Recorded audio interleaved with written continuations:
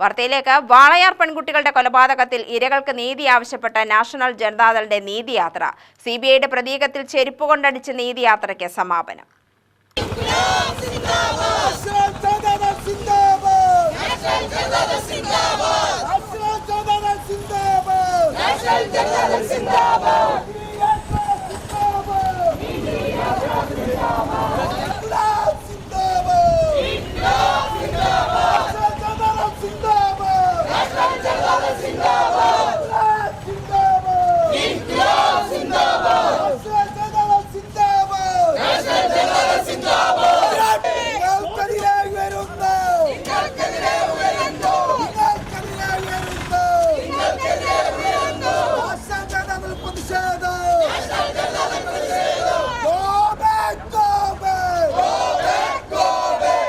ഇരകൾക്ക് നീതി നിഷേധിക്കുന്നത് രാജ്യദ്രോഹമാണെന്ന് സമാപനം ഉദ്ഘാടനം ചെയ്ത് മനുഷ്യാവകാശ പ്രവർത്തകൻ വിളയോടി വേണുഗോപാൽ.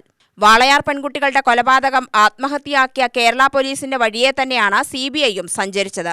പ്രതികളെ പോലീസ് സ്റ്റേഷനിൽ നിന്നും ഇറക്കിക്കൊണ്ടുപോയത് മുതൽ കൊലപാതകത്തിലെ തെളിവുകൾ നശിപ്പിക്കപ്പെട്ടു.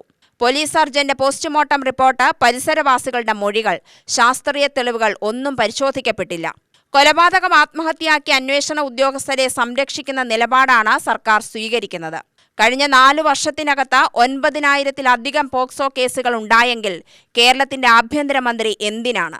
സിബിഐയുടെ വിധേയത്വവും ചോദ്യം ചെയ്യപ്പെടണം, വിളയോടി വേണുഗോപാൽ പറഞ്ഞു. അനീതിയുടെ മുമ്പിൽ തിരിഞ്ഞു നിൽക്കുന്നവർ, മൗനം ഭജിക്കുന്നവർ, ഈ രാജ്യത്ത് അറിഞ്ഞിട്ടും അറിയാതെ അനീതിയുടെ മുമ്പിൽ ഒളിച്ചോടുന്നവർ രാജ്യദ്രോഹികളാണ്. അത്തരം രാജ്യദ്രോഹം നമ്മുടെ രാജ്യത്തിൽ, പ്രത്യേകിച്ച് പ്രബുദ്ധ കേരളത്തിൽ, ഇവിടെ കൊട്ടിയാഘോഷിക്കുന്ന നവോത്ഥാന കേരളത്തിൽ, സാക്ഷരതാ കേരളത്തിൽ വലിയ ഒരു ദുരവസ്ഥയാണ് ഇന്ന് കേരളം കണ്ടുകൊണ്ടിരിക്കുന്നത്. അതിൻ്റെ അടയാളമാണ്, അതിൻ്റെ വ്യക്തമായ അടയാളമാണ് വാളയാർ കുട്ടികളോടുള്ള നീതി നിഷേധം എന്നിവിടെ പറയേണ്ടിയിരിക്കുന്നു.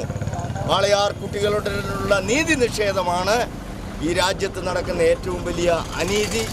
ഈ അനീതി ഇവിടെ വച്ചു പുലർത്തുന്നത്, ഇത്തരം അനീതി ചെയ്യുന്നവരെ സംരക്ഷിക്കുന്നവരായി നമ്മുടെ കേരള സർക്കാരും കേന്ദ്ര സർക്കാരും മാറിയിരിക്കുന്നു.